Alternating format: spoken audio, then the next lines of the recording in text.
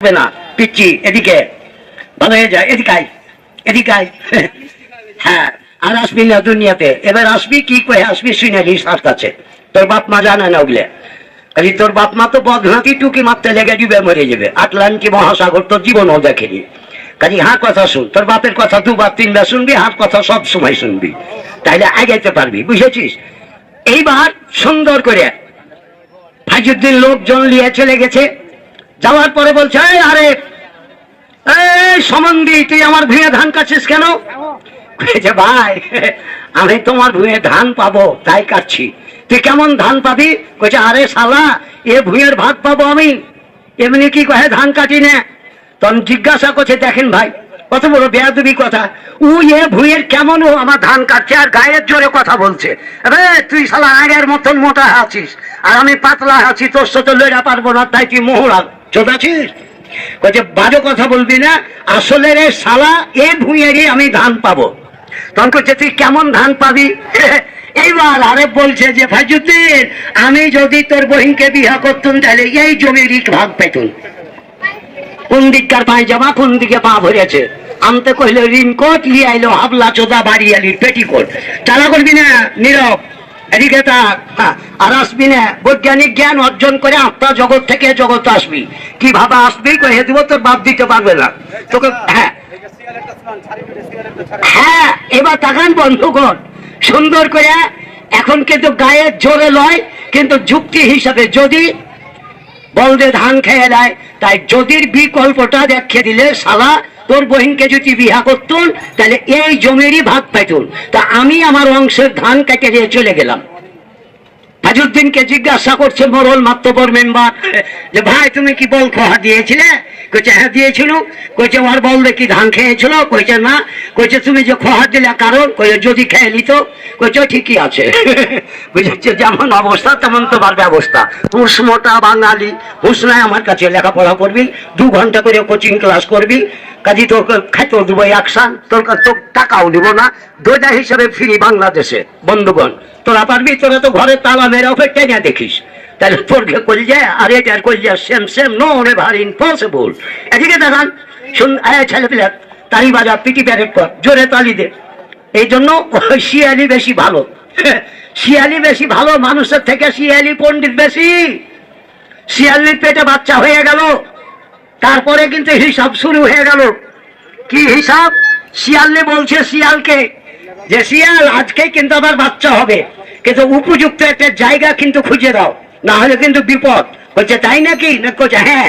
কইছে, ঠিক আছে, তাহলে তুই এখানে বস, আর আমি কিন্তু একটু গভীর জঙ্গলে প্রবেশ করি, তোর বাচ্চা হওয়া পরিবেশ এরকম কোনো জায়গা পাওয়া যায় কিনা। শিয়াল ঢুকলো, তারপরে গভীর জঙ্গলে প্রবেশ করলো, দেখে একটা বিরাট একটা বটের গাছ। বটের গাছের গোড়াতে দেখে বিরাট একটা বাঘের গোল, অর্থাৎ গর্ত, জি খাল। টুকি মেরে দেখছে বাহুটা পড়ে আছে, কিন্তু বাঘ নাই, কিন্তু গর্ত তো বাঘের। বলছে, ঠিক আছে, আর শক্তি আছে, আমার ব্রেন আছে, জি বাঘকে থামার মতন আমার নলেজ কলেজ দুটাই আছে, আমি দেখছি। এবার শিয়ালনিকে দেখে নিয়ে চলে গেল, যা বলছে, সানা এটাই কিন্তু এই জায়গাতে বাচ্চা হবে, কোনো অসুবিধা হবে না, বাচ্চা ঠিকভাবে মানুষ হবে। শিয়ালি তার কম লয়, তুমি তো জিন্দা আজরাইল। কাজে ওইটা হলো আজরাইলের গর্ত, আর এই গর্তের ভিতরে আমাকে বলছো যে তুই সানা, এত বড় তোমার কি কয় দুঃসাহস? আমি যাবো না। কইছে, হারামজাদি, স্বামীর অর্ডারে নিয়ে যদি তোর মৃত্যু হয়ে যায়, এই মৃত্যু হবে স্বর্গীয় মৃত্যু, আদেশ ক্রমে ঢোক। শিয়ালি কিন্তু পেট পাড়া দিয়ে ঢুকে গেল, ঢুকে যাওয়ার সাথে সাথে কিন্তু গর্তের ভিতরে 8-9টা বাচ্চা হইল। বাচ্চা হওয়ার পরে দেখে যে বাঘ আর বাঘ চলে আসছে।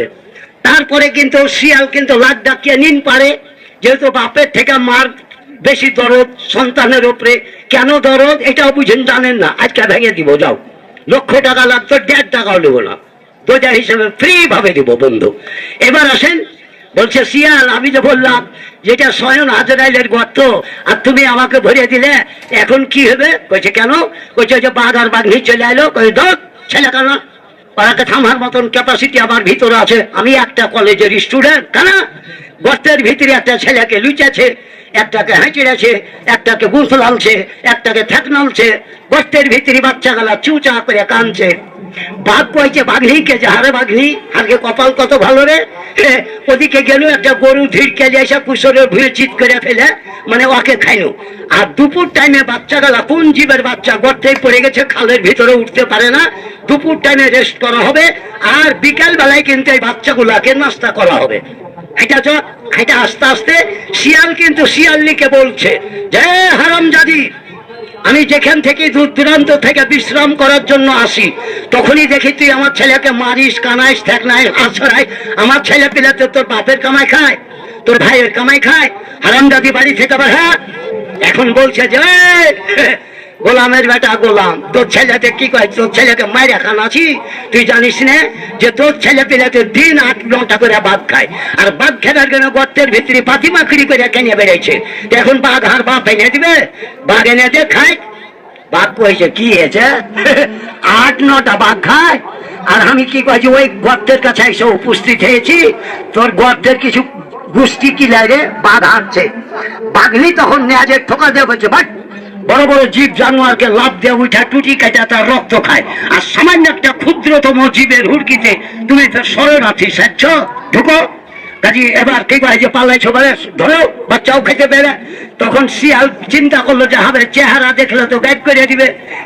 তার আগে তখন শিয়ালনিকে বলছে যে হারামজাদি, তোর ছেলেতে যদি 8-9টা বাঘ খায়, তোকে কথা দিলাম জঙ্গল থেকে, ফরেস্টের বন থেকে, আফ্রিকার জঙ্গল থেকে 8-9টা যদি বাঘ আনতে না পারি, আপাতত 2টা বাঘ এনে দিচ্ছি, তো এর হাইটার ফাতি গেলাতে। শিয়ালনি গর্তের ভিতরে দাঁত খ্যাটখ্যাট করেছে, বাঘ মনে করছে যে বিদেশি অস্ত্র বাহির করছে, যান বাঁচবে না, দিলে টান, এই টান না সেই টান।